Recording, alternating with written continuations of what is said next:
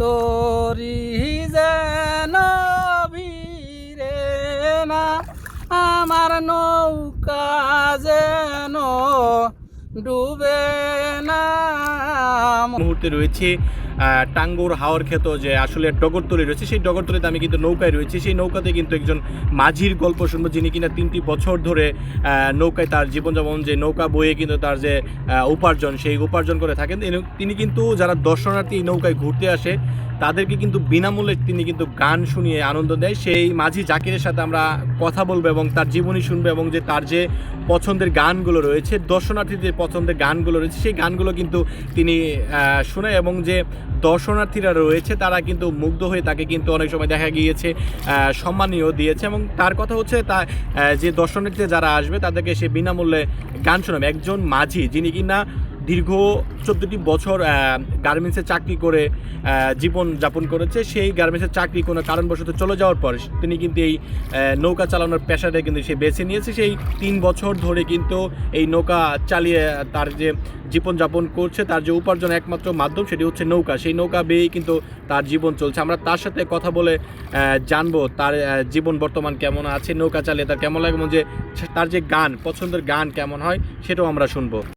মন মাঝি খবরদার আমার তোরি যেন ভিড়ে না আমার নৌকা যেন ডুবে না। মন মাঝি খবরদার, মন মাঝি খবরদার আমার তোরি যেন ভিড়ে না আমার নৌকা যেন ডুবে না। মন মাঝি খবরদার। 3.5 হাত নৌকার খাসা মন মাঝি রে ঘন ঘন জোড়া, সেই নৌকা খান বাইতে আমারও হারইল গুরারে।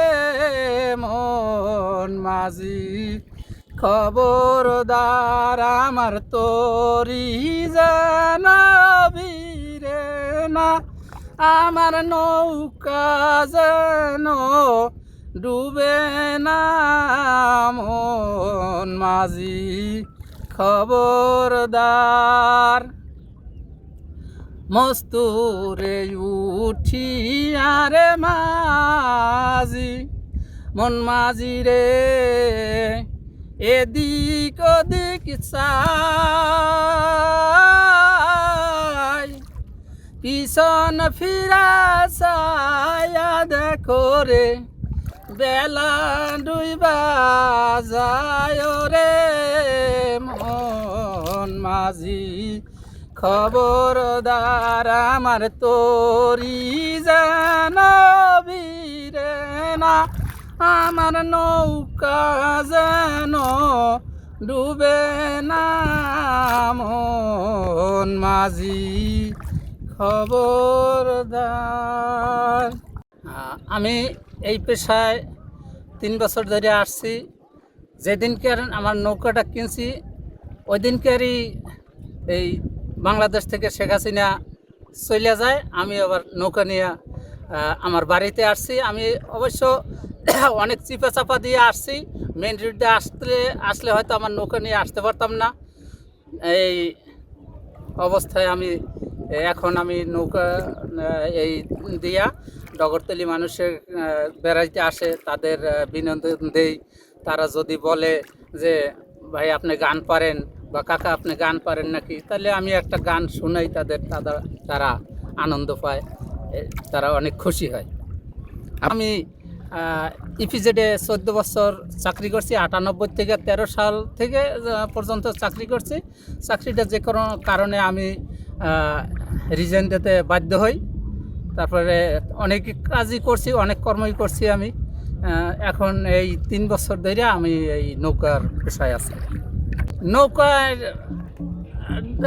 অনেক আমার ভালোই লাগে নৌকা বাইতে, যারা ওঠে তাদের অনেক আনন্দ পায়, তারাও আমি করি।